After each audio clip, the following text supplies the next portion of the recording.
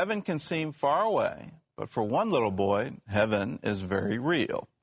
Colton Burpo was just 3 years old when he got a sneak peek at what is to come.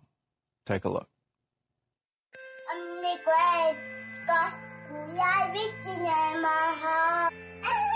How old are you today?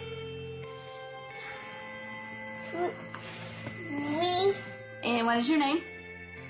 And where do you live? In Nebraska. Who's your mommy? Sonia. Who's your daddy? Daddy. Popo. Who's your sister?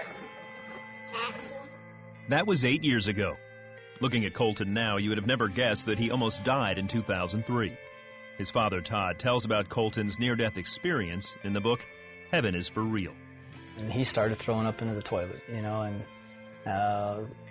at first we're like, okay, he's got the stomach flu, because the doctor said it was going around. Colton's condition only got worse as days passed. His doctor discovered his appendix had burst.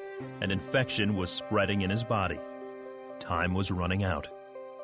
And we knew we were in bad shape when they said, well, you need to come out to the hallway. They separated us from everyone else, and then someone came to us and started talking to us that we got to have surgery on your kid. It was tough.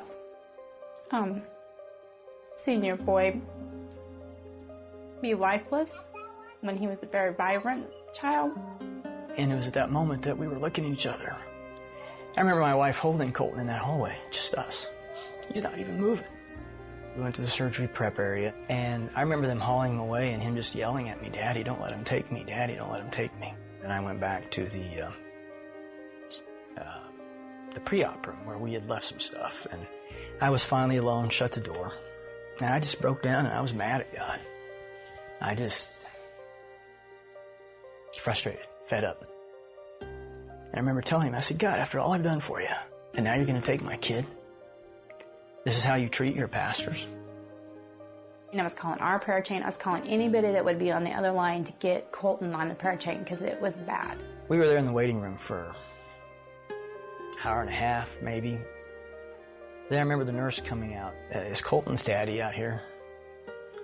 I'm like, yeah, well, Colton's in recovery and he's screaming for you. And I'm sitting there with him.